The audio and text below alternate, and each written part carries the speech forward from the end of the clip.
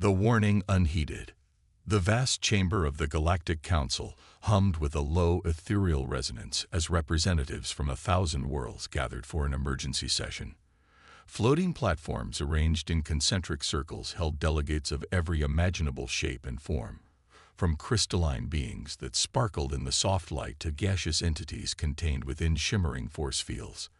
At the center of it all, High Counselor Zixna unfurled her iridescent tentacles, a gesture that brought immediate silence to the assembly. Her voice, translated simultaneously into the native languages of all present, rang out clear and grave. "Esteemed colleagues," Zixna began, her bioluminescent skin pulsing with urgency, "we have called this session to address a matter of utmost importance. Our long-range scouts have made contact with a species previously unknown to us. They call themselves humans." A ripple of murmurs swept through the chamber. New species were discovered with regularity, but rarely did they warrant an emergency council session. Zixna continued, her tone growing more serious.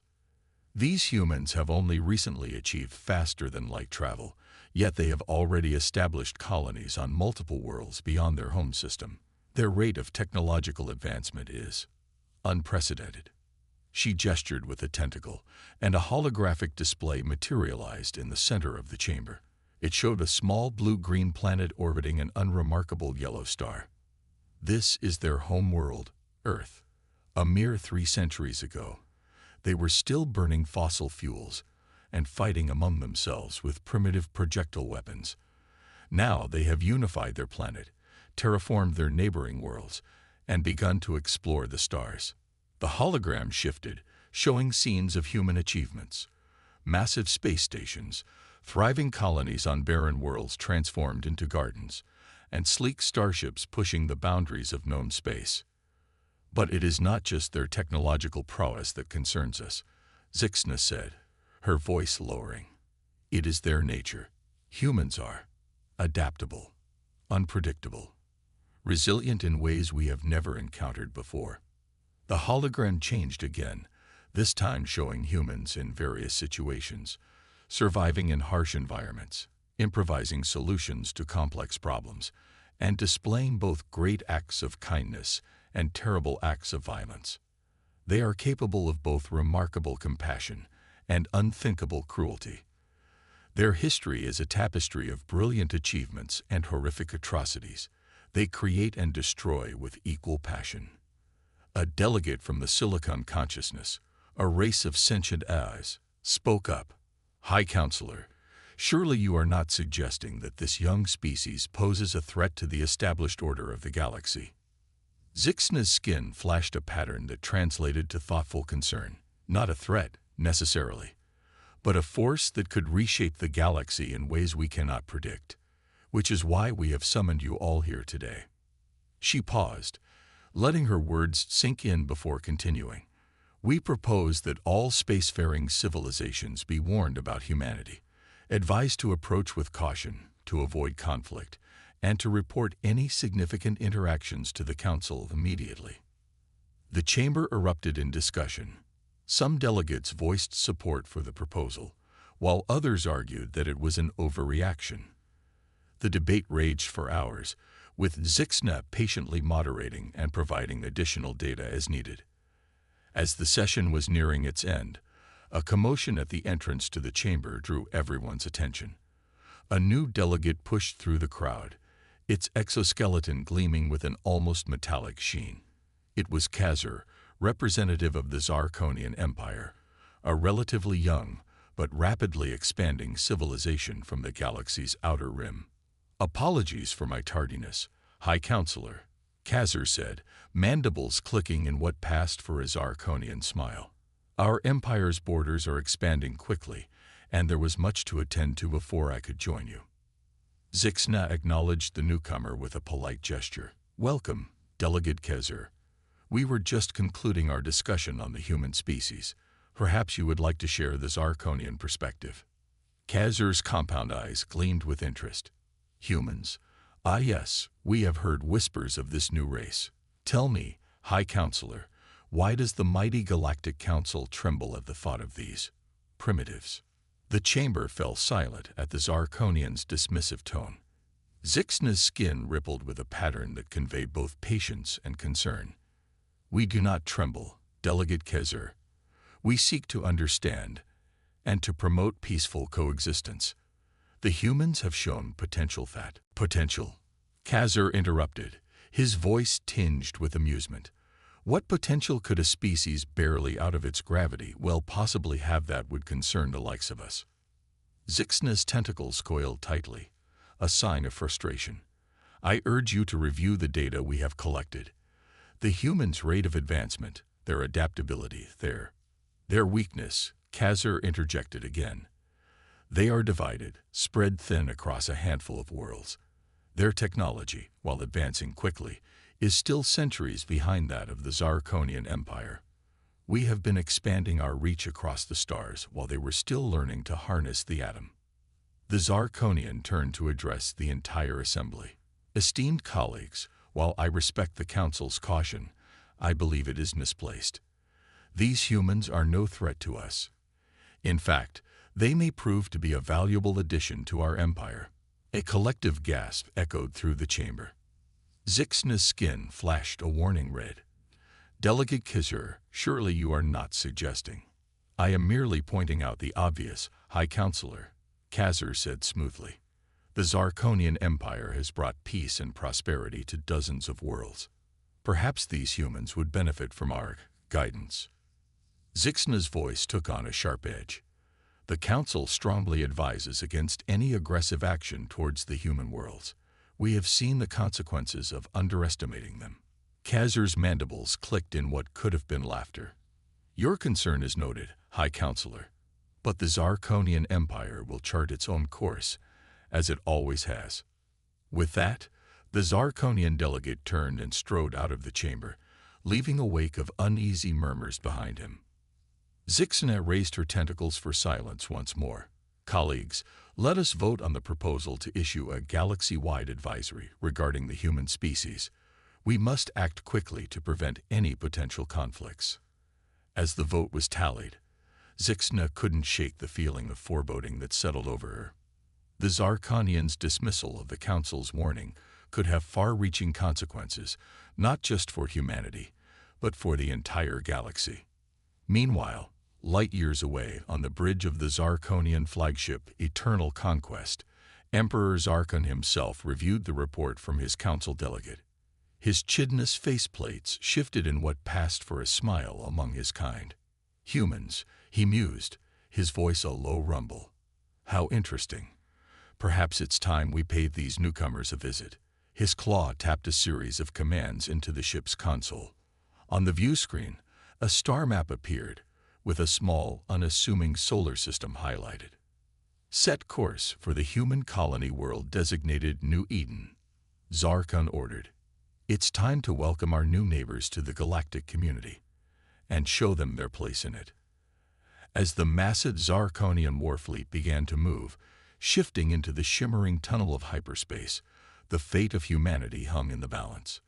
The Galactic Council's warning had fallen on deaf ears, and the consequences of that ignorance were about to unfold. On New Eden, the human colonists went about their daily lives, unaware of the storm that was brewing in the depths of space. They had faced challenges before: harsh climates, resource shortages, the occasional pirate raid, but nothing could have prepared them for what was coming. Dr. Elena Sato, lead cynobiologist at New Eden's primary research facility, looked up from her microscope and stretched.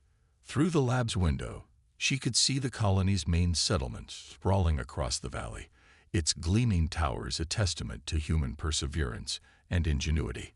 "Another day in paradise," she murmured to herself, smiling. Little did she know that this day would mark the beginning of a conflict that would test humanity's resolve like never before. As the sun set on New Eden, casting long shadows across its terraformed landscapes, the first signs of the impending invasion were still hours away. But in the vast tapestry of the cosmos, the threads of destiny were already weaving together a tale of courage, survival, and the indomitable spirit of humanity. The Zarkonians were coming, and with them, a challenge that would either break humanity or propel it to heights unimagined. The next chapter in human history was about to be written, not with pen and paper, but with blood, sweat, and the fierce determination to survive against all odds. And so, as New Eden slept, blissfully unaware, the stars themselves seemed to hold their breath, waiting for the moment when two civilizations would collide, and the true mettle of humanity would be tested in the crucible of interstellar war. First contact and conflict. The twin suns of New Eden painted the sky in hues of lavender and gold as they climbed above the horizon.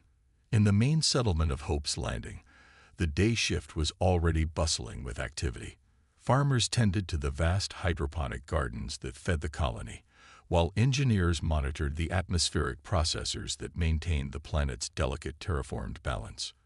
Dr. Elena Sato yawned as she made her way to the colony's central lab, a cup of synthesized coffee in hand.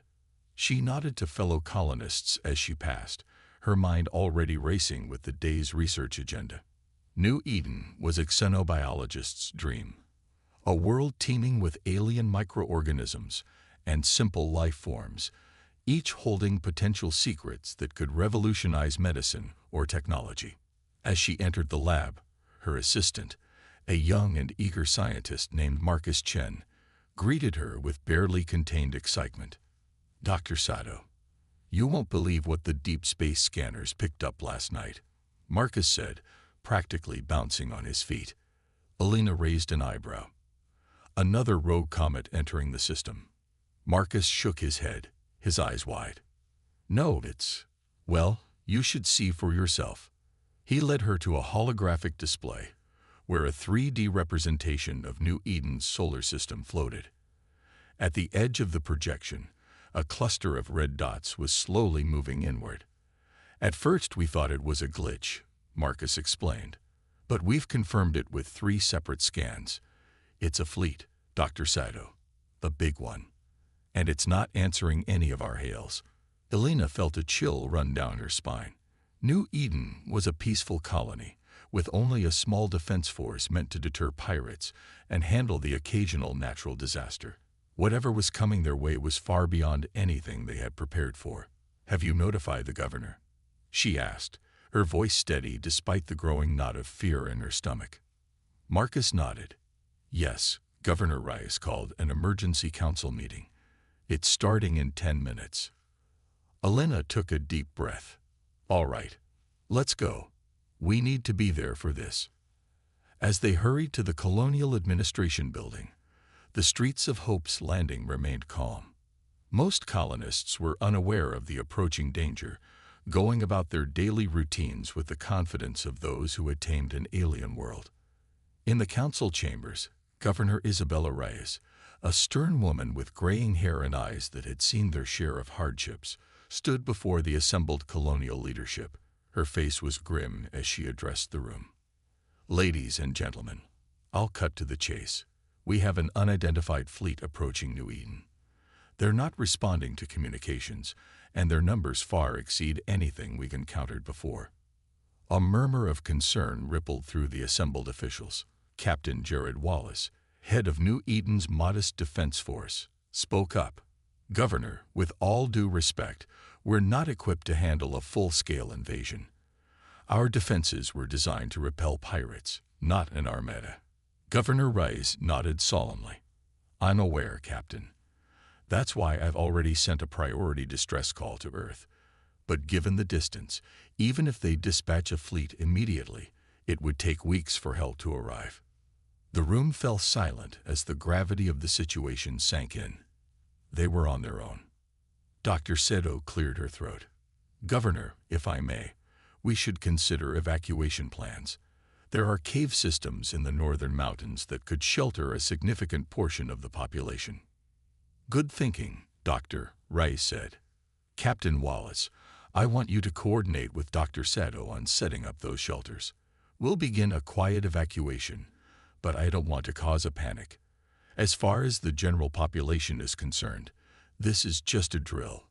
As the meeting adjourned and officials scrambled to prepare for the unknown threat, the alien fleet drew ever closer. In the void of space, the Zarkonian armada moved with purposeful precision. Their sleek, insectoid ships arranged in a formation that spoke of military discipline and overwhelming force. On the bridge of the flagship Eternal Conquest, Emperor Zarkon watched the approach to New Eden with anticipation. His mandibles clicked in amusement as he observed the pitiful attempts at communication from the human colony. Such primitive beings, he mused aloud. They don't even have proper planetary defenses. This will be easier than we thought. His second-in-command, General Vexera, stepped forward. My Emperor, our scans show that they've detected our approach. They appear to be mobilizing what little defensive capabilities they have. Zarkon's compound eyes gleamed with cruel amusement. Let them. It will make no difference. Prepare the landing forces. I want boots on the ground within the hour. Show these humans the might of the Zarkonian Empire. Back on New Eden, the colony's defense force scrambled to prepare. Captain Wallace stood in the makeshift command center, watching as his small fleet of interceptors took to the skies. It wasn't much, a dozen fighters and a handful of ground-to-space defense cannons. But it was all they had. All units, this is Captain Wallace. He broadcast to his forces. I won't lie to you. We're outnumbered and outgunned, but this is our home. These are our families. We hold the line here, no matter the cost. For New Eden, a chorus of determined responses came back over the comm. These weren't hardened soldiers, but colonists who had taken up arms to protect their new home. Farmers, engineers, scientists, all now standing as the last line of defense against an alien invasion. As the Zarkonian ships entered the atmosphere, the sky lit up with weapons fire. New Eden's interceptors engaged the alien fighters, weaving and dodging in desperate aerial combat. On the ground, defense cannons fired salvo after salvo, their energy beams lancing up into the clouds. For a brief, hopeful moment, it seemed like the colonists might be able to hold their own. Several Zarkonian ships erupted in flames, spiraling down to crash in the wilderness beyond Hope's Landing. But for every alien ship destroyed, 3 more took its place. Dr. Seto watched the battle unfold from the entrance of a cave system, where she was helping to coordinate the evacuation. Families streamed past her, carrying what few possessions they could grab. Children cried, parents tried to comfort them, all under the thunderous soundtrack of battle. How bad is it? Marcus asked, joining her at the cave entrance. Belena's face was grim. Bad. Our defenses are barely slowing them down. We need to get everyone we can into the caves. A deafening explosion rocked the ground, and they looked up to see one of the colony's main atmospheric processors engulfed in flames. The loss of even one processor could destabilize the entire terraforming system, potentially making the planet's atmosphere unbreathable in a matter of days. They're targeting our infrastructure, Belena realized aloud. They're not just invading. They're trying to make the planet uninhabitable for us. In the skies above, Captain Wallace's interceptor weaved through a hail of enemy fire. He had already lost half his squadron, but they had managed to take down one of the larger Zarkonian ships. It wasn't enough. It would never be enough. This is Wallace to all units, he called out, his voice strained. Fall back to secondary positions. Protect the evacuation routes at all costs. As he banked his ship for another attack run, a blast caught his wing. The interceptor spun out of control, trailing smoke and fire. Wallace fought with the controls, managing to aim his dying craft toward an incoming Zarkonian lander. In his final moments, he thought of his family, safely hidden in the caves, and of the home he had helped build on this alien world. For New Eden, he whispered, closing his eyes as his ship collided with the alien vessel in a spectacular explosion. On the ground, the colonial militia fought a desperate holding action. Men and women who had never seen combat found themselves facing an alien enemy with superior technology and numbers. Yet they fought on, street by street, building by building, buying time for others to escape. Governor Rice coordinated the defense from a bunker beneath the Colonial Administration building. Her face was streaked with sweat and grime, her eyes red from lack of sleep. Reports flooded in from all sectors. Casualties mounting, defenses crumbling, hope dwindling. "Governor," her aide said, voice quavering, "we've lost contact with the southern quadrant. The aliens, they're everywhere." Reyes closed her eyes for a moment, allowing herself a brief second of despair before squaring her shoulders. "Send out a general broadcast. All remaining forces are to fall back to the evacuation points. We can't hold the city. Our priority now is saving as many lives as possible." As the sun set on New Eden, Hope's Landing burned. Zarkonian troops marched through the streets, their alien forms silhouetted against the flames of the dying city. In the caves to the north, the survivors huddled in darkness, the sounds of battle growing ever closer. Dr. Sato worked tirelessly, tending to the wounded and trying to maintain order among the terrified colonists. She had seen the depths of human courage today, watched as ordinary people became heroes in the face of overwhelming odds. But she had also seen the price of that courage, paid in blood and lives lost. As she bandaged a child's arm, Alina's thoughts turned to Earth. The distress call had been sent, but would help arrive in time. And even if it did, what would be left of New Eden to save? In orbit above the planet, Emperor Zarkon watched the invasion unfold with satisfaction. "You see, General Vexera, these humans are no match for us. Their Galactic Council was wrong to fear them." Vexera nodded, but something in her posture suggested unease. "Yes, my Emperor, but I must admit, their resistance was unexpected. For a primitive species, they fought with remarkable tenacity." Zarkon dismissed her concerns with a wave of his claw. "Irrelevant. They are broken now.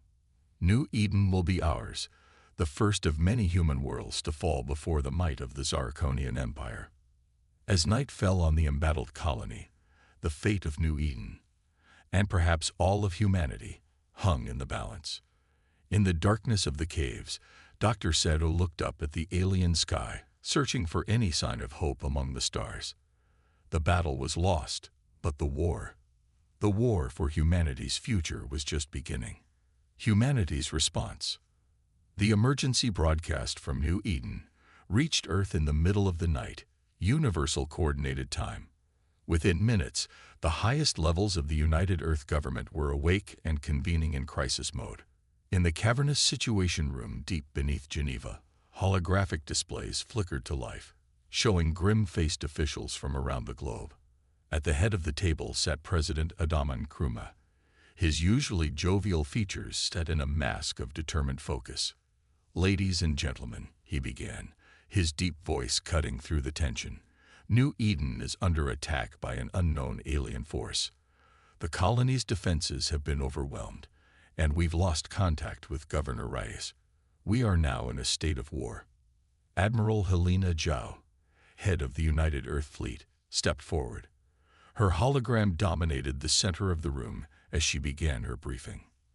"The attacking force has been identified as the Zarkonian Empire, a species previously unknown to us, but apparently well known to the Galactic Council. Their technology appears to be significantly advanced compared to our own, and their numbers are substantial." She paused, allowing the gravity of the situation to sink in before continuing. "I've already ordered the 1st and 3rd fleets to mobilize. We can have ships in the New Eden system within 3 weeks, but given the strength of the Zarkonian forces, it may not be enough." President Kruma nodded grimly. "What about the Arcturus defense platform? Is it operational?" A balding man in a lab coat, Dr. Hiroshi Tanaka, chief of Earth's Advanced Weapons Division, cleared his throat. "Mr. President, the Arcturus platform is still in the testing phase. We've had promising results, but deploying it now would be risky. And doing nothing is suicide," countered General Maria Hernandez, commander of Earth's ground forces. "If we lose New Eden, Earth could be next. We need every advantage we can get." President Nkrumah stood, his decision made. "Dr. Tanaka, you have 1 week to get the Arcturus platform combat ready." Admiral Zhao, I want every ship we can spare ready to move out in 7 days. General Hernandez, prepare your best troops for possible ground deployment. He looked around the room, meeting the eyes of each official. Make no mistake, this is humanity's darkest hour. But we will not go quietly into the night. We will show these Zarkonians and the entire galaxy what humans are made of. As the meeting adjourned, a flurry of activity erupted across the planet. Shipyards that had been dormant for years roared to life, as mothballed warships were hastily recommissioned and upgraded. Recruitment centers were flooded with volunteers, young men and women ready to fight for their species' survival. In orbit, the massive Arcturus defense platform hummed with energy as Dr. Tanaka and his team worked around the clock to bring its revolutionary weapons systems online. The platform, a collaboration between human ingenuity and reverse-engineered alien technology, represented humanity's greatest technological achievement, and perhaps its last hope. Meanwhile, in the labs of the Quantum Communications Center in Sydney, Dr. Yuki Watanabe made a breakthrough that would change the course of the war. Her team had been working on faster-than-light communication using quantum entanglement, a technology that could potentially allow instantaneous communication across vast distances. We've done it, she breathed, staring at the readouts in disbelief. We can send a message to New Eden. It won't be much, just text for now, but it's something. Within hours, President Nkrumah was drafting a message to be sent to the besieged colony. People of New Eden, this is President Nkrumah. We have received your distress call and help is on the way. Hold fast, stay strong. Earth stands with you. We will not abandon you to this alien menace. Hope is coming. As the message was transmitted across the vast expanse of space, humanity's response to the Zarkonian threat took shape. In the orbital shipyards of Mars, the newest class of human warship, the Defiant, prepared for its maiden voyage. Captain Aisha Okonkwo stood on the bridge of the UES Indomitable, the lead ship of the Defiant class, overseeing final preparations. Engineering reports all systems green. Captain, her XO, Commander Jack O'Neill, reported. We're as ready as we'll ever be. Aisha nodded, her dark eyes scanning the bustling activity on the bridge. The Indomitable was a technological marvel, incorporating the best of human innovation and adapting it for war. Its hull was lined with a new metamaterial that could absorb and redirect energy weapons, while its main cannon utilized principles of antimatter manipulation that even the ship's engineers didn't fully understand. Very well, Commander, she said, settling into the captain's chair. Signal the fleet. We launch in 30 minutes. As the Earth Defense Fleet prepared to depart, laboratories and think tanks across the planet worked tirelessly to develop new technologies and strategies to combat the Zarkonian threat. In a secret facility beneath the Atacama Desert, a team led by Dr. Carlos Vega had reverse-engineered Zarkonian shield technology from debris recovered from previous alien encounters. It's not perfect, Dr. Vega explained to a panel of military observers, but it should give our ships a fighting chance against their energy weapons. The new shield generators were rushed into production, with teams working around the clock to install them on as many ships as possible before the fleet departed. In low Earth orbit, the Arcturus defense platform continued its trials under Dr. Tanaka's watchful eye. The massive station, nearly a kilometer in length, housed a weapon of almost unimaginable power, a gravitational lens capable of focusing and amplifying energy to create a beam that could potentially cut through entire fleets. Power levels stable at 85%, one of Dr. Tanaka's assistants called out. Targeting systems are online and calibrated. Tanaka nodded, his face a mixture of pride and concern. Good, but we need 100%. Keep working. We can't afford any mistakes when the lives of an entire colony are at stake. As the day of departure approached, President Nkrumah addressed the people of Earth in a solemn broadcast. My fellow humans, today we face a threat unlike any in our history. An alien force has attacked one of our colonies, threatened our people, and challenged our very existence. But we will not cower in fear. We will not surrender our future to these aggressors." He paused, his voice growing stronger. "Throughout our history, humanity has faced seemingly insurmountable odds. We've weathered ice ages, survived plagues, and overcome our own destructive tendencies to reach for the stars. Now those stars have brought us a new challenge, and we will meet it with the same courage, ingenuity, and determination that has defined our species since we first stood upright on the savannas of Africa. To the brave men and women of our armed forces who now prepare to journey into the unknown, know that you carry with you the hopes and prayers of every human being. To our scientists and engineers working tirelessly to give us an edge in this conflict, know that your efforts may well determine the fate of our species. And to the Zarkonians, who even now occupy one of our worlds, hear this.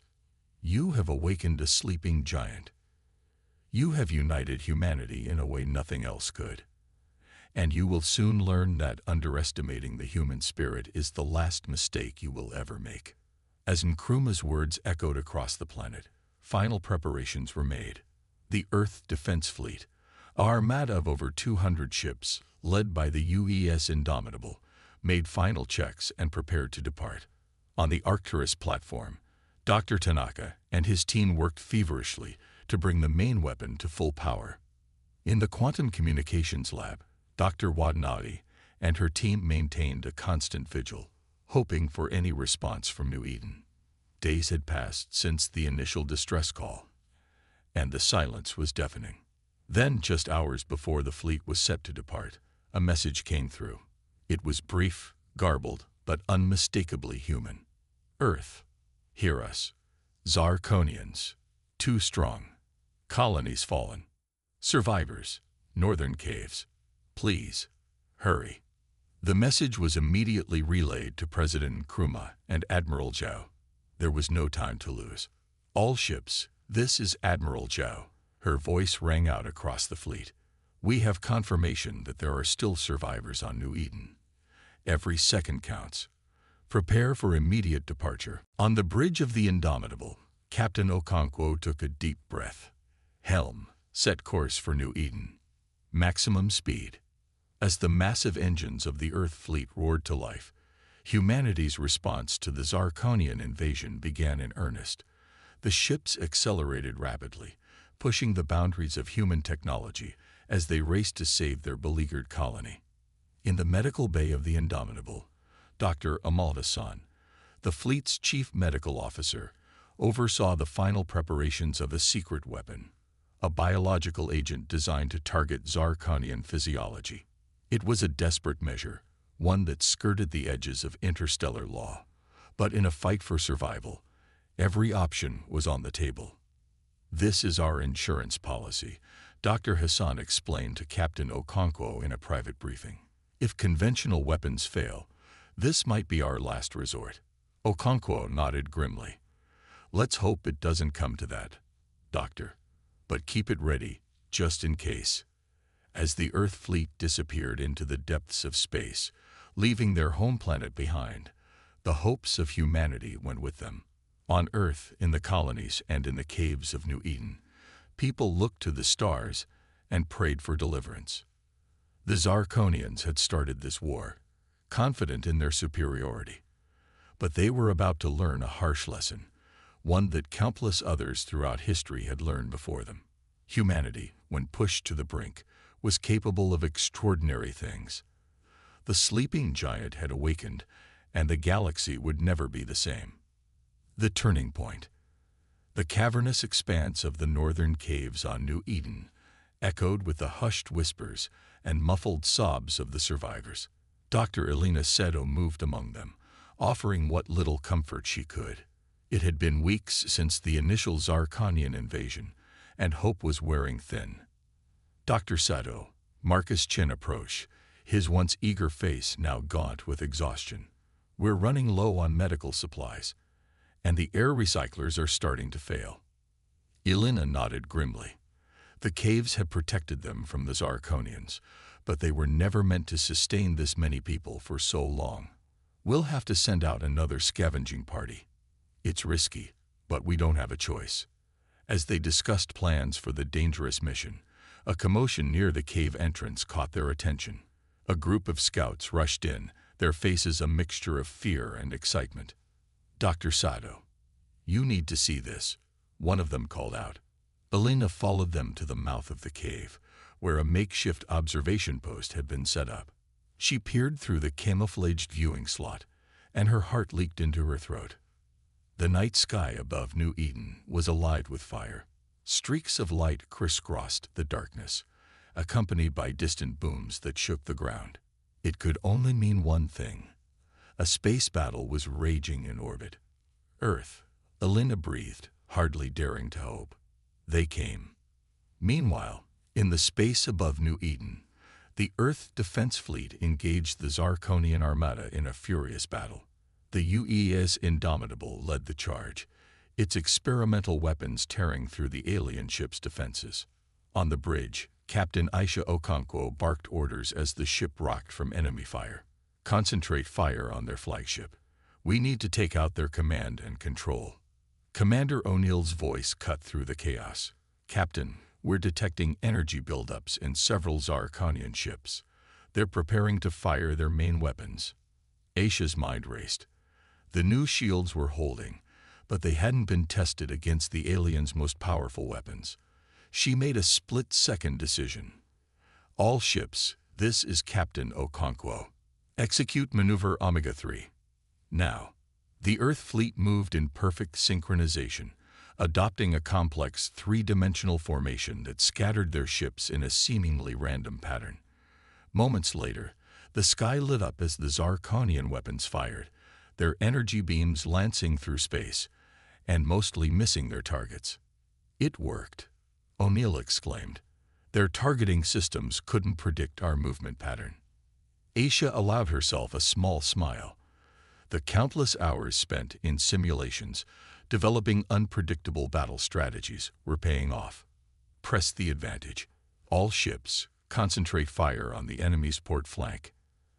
As the space battle raged, the situation on the ground was equally intense. Zarkonian ground forces, caught off guard by the sudden arrival of the Earth fleet, scrambled to secure their positions. In the confusion, the human resistance saw an opportunity. In the caves, Elena and Marcus led a group of volunteers on a daring mission. With the Zarkonians distracted, they planned to infiltrate one of the alien command centers and gather crucial intelligence. "Remember," Elena whispered as they approached the repurposed Colonial Administration building, "we're here for information. Avoid engagement if possible." The small team moved silently through the ruins of Hope's Landing, their hearts pounding with a mixture of fear and determination. As they neared their target, a Zarkonian patrol rounded the corner. For a moment, time seemed to stand still. Then Marcus acted. He threw a makeshift smoke grenade, a clever concoction of local minerals and chemicals that filled the air with a dense, acrid smoke. In the confusion, the humans slipped past, entering the command center through a damaged wall. Inside, they found a treasure trove of alien technology and data streams. Elena's scientific mind raced as she took in the advanced systems. "Marcus, see if you can access their communications. We need to know their plans." As Marcus worked on decrypting the alien data, Elena examined a holographic display of the battle in orbit. Her heart sank as she realized the true scale of the Zarkonian force. The Earth fleet, while putting up a valiant fight, was vastly outnumbered. "Elena," Marcus called out urgently, "I've got something. They're calling for reinforcements. A second wave of ships is on its way." Elena's mind raced. If they could get this information to the Earth fleet, it might give them a fighting chance. But how? Her thoughts were interrupted by a low, menacing click. They turned to find a Zarkonian warrior, its insectoid face unreadable, leveling a weapon at them. In orbit, the battle had reached a fever pitch. The Earth fleet had managed to destroy several Zarkonian capital ships, but at a heavy cost. Nearly a third of their own ships had been disabled or destroyed. On the bridge of the Indomitable, Captain Okonkwo received grim news. Captain, long-range sensors are detecting a second Zarkonian fleet approaching. ETA 20 minutes. Aisha's heart sank. They were barely holding their own against the current force. A second wave would be devastating. Send word to Admiral Zhao. We need the Arcturus platform. Now. Thousands of kilometers away, aboard the Arcturus defense platform, Dr. Tanaka received the urgent message. His team had been working nonstop, pushing the experimental weapon to its limits. "Doctor, we're at 97% power," his assistant reported. "It's not 100%. But it'll have to do," Tanaka interrupted. He took a deep breath, saying a silent prayer to whatever forces might be listening. Initiate firing sequence. The massive platform hummed to life, its gravitational lens beginning to focus unimaginable amounts of energy. In space, a shimmer appeared, barely visible at first, then growing in intensity. On the Indomitable, alarms blared. "Captain, we're detecting a massive energy buildup from the direction of Earth." Aisha's eyes widened. "All Earth ships, brace for impact." This is it. A beam of pure energy, more powerful than anything humanity had ever wielded, lanced across space. It struck the heart of the Zarkonian fleet, cutting through ships as if they were made of paper. In seconds, nearly half of the alien armada was reduced to floating debris. For a moment, there was stunned silence on both sides. Then, the comm system crackled to life. "This is Admiral Zhao to all Earth forces. The Arcturus platform is operational. Press the attack. For Earth and New Eden." With renewed vigor, the Earth fleet surged forward. The Zarkonians, reeling from the unexpected devastation, struggled to regroup. On the ground, Alina and Marcus found themselves in a standoff with the Zarkonian warrior. But before anyone could act, the building shook violently. The alien, distracted by the commotion, lowered its weapon for a split second, all the time Alina needed. She lunged forward, using a move she'd learned in the colony's self-defense classes, and managed to disarm the warrior. Marcus quickly grabbed the alien weapon, pointing it at their captor. "We need to get this information to the fleet," Alina said, breathing heavily. "And I think I know how." They forced the Zarkonian to lead them to the communications array. With the alien's reluctant help and Marcus's technical skills, they managed to piggyback a message onto the Zarkonian's own communications network. To Earth Fleet, Alina dictated as Marcus typed, "Zarkonian reinforcements incoming. 20 minutes out. Prepare for second wave." In space, the message reached the Indomitable just as the tide of battle was turning. Armed with this crucial intelligence, Captain Okonkwo quickly formulated a new strategy. "All ships, form up on the Indomitable," she ordered. "We're going to use the debris field from the destroyed Zarkonian ships as cover. When their reinforcements arrive, we'll catch them in a crossfire between us and the Arcturus beam." As the Earth fleet maneuvered into position, the second wave of Zarkonian ships dropped out of faster-than-light travel. They found chaos, their main fleet in disarray, a field of debris, and no clear target. "Now," Aisha commanded. The Earth ships erupted from their hiding spots, weapons blazing. Simultaneously, the Arcturus platform fired again, its energy beam cutting a swath through the newly arrived Zarkonian forces. Caught completely by surprise and attacked from multiple directions, the Zarkonian reinforcements never stood a chance. Within minutes, the space above New Eden was filled with the broken remnants of the once mighty alien armada. On the Zarkonian flagship, Emperor Zarkon watched in disbelief as his invasion force crumbled. "Impossible," he chittered, his mandibles clicking in agitation. "These primitives, how could they?" General Vexera approached cautiously. "My Emperor, we must retreat. The humans, they are not what we thought they were." Zarkon's compound eyes flashed with anger, then resignation. "Send the signal. All forces are to withdraw immediately." As the remaining Zarkonian ships fled the system, cheers erupted throughout the Earth fleet. On the surface of New Eden, the survivors emerged from their caves, tears of joy and disbelief streaming down their faces as they watched their alien oppressors retreat. In the Colonial Administration Building, Elena and Marcus shared a moment of stunned silence before bursting into relieved laughter. They had done it. Against all odds, humanity had prevailed. As the first Earth shuttles began to land, bringing much-needed supplies and reinforcements, Elena looked up at the sky. The stars seemed brighter somehow, full of promise rather than threat. "We did it, Marcus," she said softly. "We showed them what humans are capable of." Marcus nodded, his eyes shining with pride and hope. "We did, and I have a feeling this is just the beginning." As the sun rose on a liberated New Eden, humanity stood on the brink of a new era. They had faced their greatest challenge and emerged victorious. The galaxy would never be the same, and neither would they. The human spirit, tested in the crucible of interstellar war, had proven itself to be the most powerful force in the universe. Consequences and reflection. The weeks following the Battle of New Eden were a whirlwind of activity. As Earth ships secured the system and began the process of rebuilding, the full impact of humanity's victory began to ripple across the galaxy. On the newly liberated surface of New Eden, Dr. Elena Sato stood amidst the ruins of Hope's Landing, surveying the damage. The once pristine colony was now a patchwork of destruction and resilience. Burned-out buildings stood next to hastily erected prefab structures, a testament to both the devastation wrought by the Zarkonians and the indomitable human spirit. "Dr. Sato," a voice called out. She turned to see Marcus Chen jogging towards her, his face alight with excitement. "You need to see this."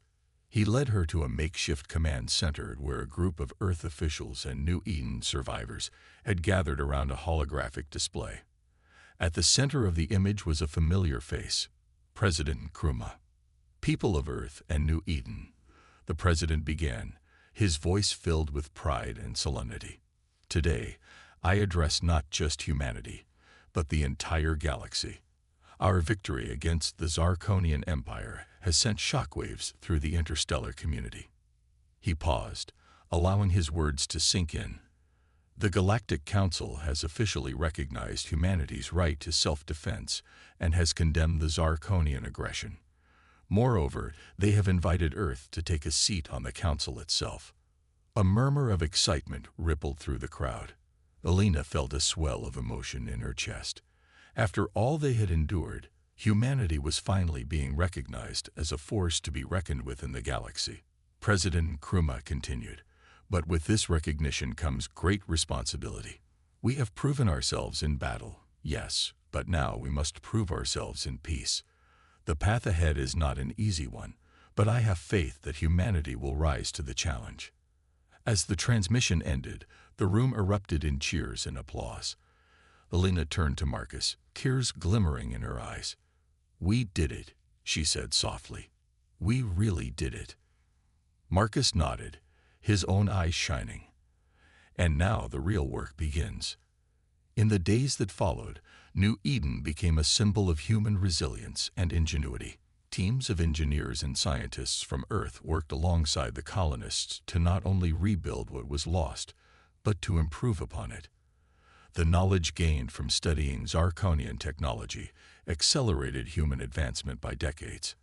Captain Aisha Okonkwo, now hailed as a hero of the battle, oversaw the establishment of a permanent Earth defense force in the system. As she watched a new orbital station take shape, a mix of human and reverse-engineered alien technology, she reflected on how much had changed in such a short time. "Quite a view, isn't it, Captain?" Admiral Zhou said, joining her at the viewport. Aisha nodded. "It's hard to believe how close we came to losing it all. And yet here we stand," Zhou replied. "You know, the Zarkonians have sued for peace. Their empire is in chaos. Seems our victory inspired a few rebellions among their subject worlds." Aisha raised an eyebrow. "Are we considering their offer?"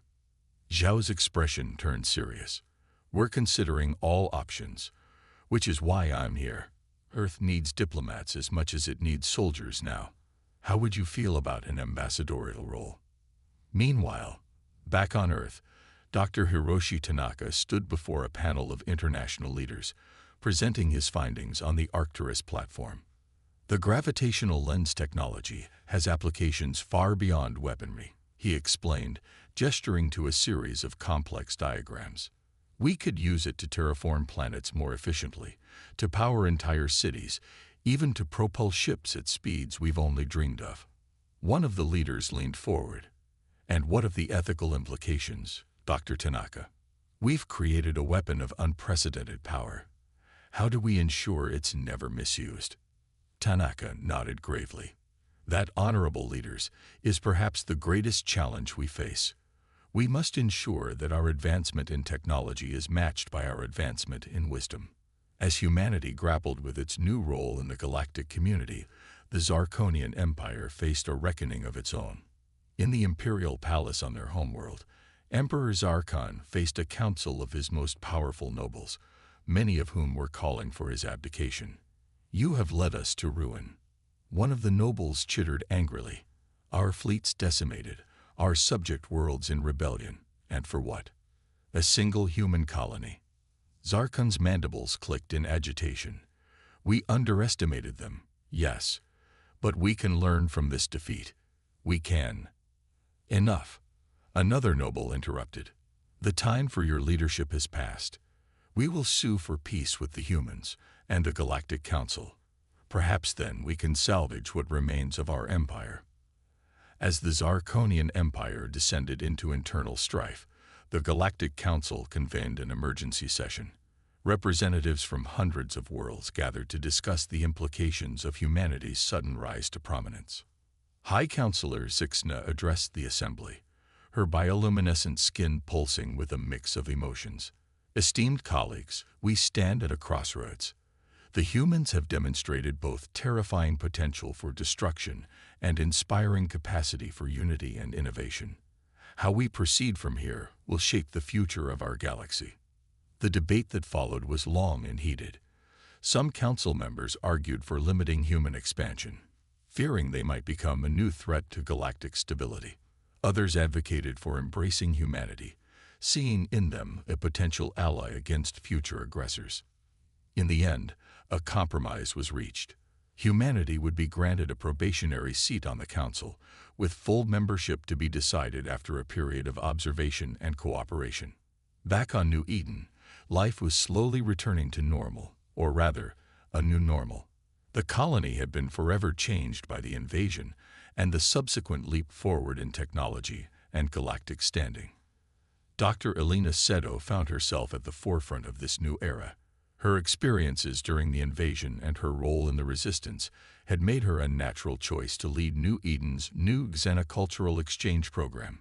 As she prepared for the arrival of the first official alien delegation to New Eden, a group of curious Xentheory scientists eager to study human resilience, Elena reflected on how far they had come.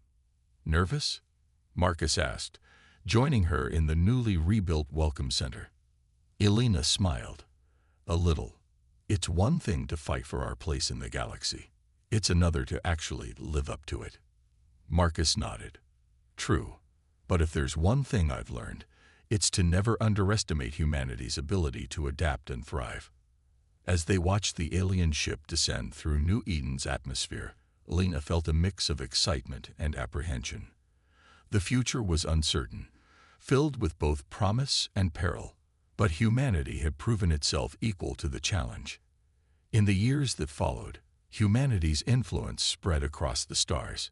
Earth ships, now equipped with technology that blended human innovation with alien advancements, explored further into the galaxy than ever before.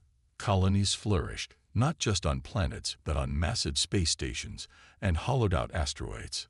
The Arcturus platform, once a weapon of last resort, became the cornerstone of a new era of exploration and scientific advancement. Its gravitational lens technology was adapted to create stable wormholes, revolutionizing interstellar travel and communication.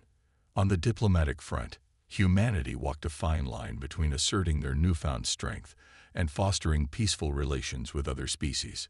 Captain, now Ambassador, Aisha Okonkwo found herself navigating political waters as tumultuous as any space battle she had fought. The key, she often said in her addresses to new diplomatic cadets, is to remember that strength and compassion are not mutually exclusive.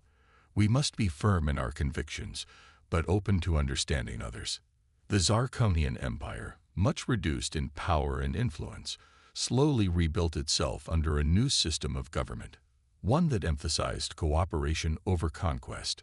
Many Zirconians, inspired by the human example, pushed for reforms and a new approach to interstellar relations.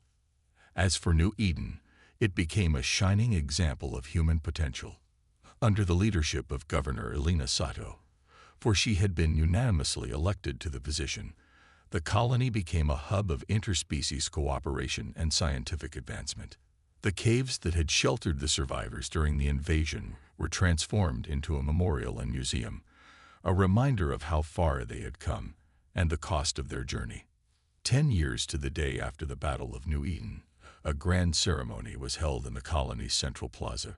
Representatives from Earth, the Galactic Council, and dozens of alien species gathered to commemorate the event that had changed the course of galactic history. President Nkrumah, his hair now gray but his eyes still bright with vision, took the stage. The assembled crowd, human and alien alike, fell silent. A decade ago, he began, his voice carrying across the plaza, "We faced extinction. We were a young, untested species, thrust into a conflict beyond our imagining. But we did not falter. We did not surrender. Instead, we showed the galaxy the true strength of the human spirit." He paused, looking out over the diverse crowd. "Today, we stand not as conquerors, but as partners. Not as a species apart, but as integral members of a vast, cosmic community. We have learned much, and we have much yet to learn.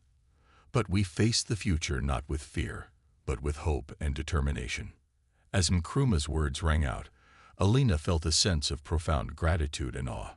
She thought of all they had endured, all they had achieved, and all that lay ahead. The galaxy was vast and full of wonders, and humanity was ready to embrace its role in shaping the future. The ceremony concluded with a spectacular display of lights in the night sky, a joint effort of human and alien artists, painting the cosmos with beams of color and light. As Elena watched, her hand found Marcus's, their fingers intertwining. "What do you think the next 10 years will bring?" Marcus asked, his voice hushed with wonder. Elena smiled, her eyes fixed on the dazzling galactic canvas above. "I don't know," she replied, "but I can't wait to find out." As the lights danced overhead, a symbol of unity and hope, humanity stood on the threshold of a new age. They had faced their trial by fire and emerged stronger, wiser, and ready to take their place among the stars. The future was bright, filled with endless possibilities, and humanity was ready to write the next chapter in their cosmic adventure. The galaxy would never be the same, and neither would they. And that, perhaps, was the greatest victory of all.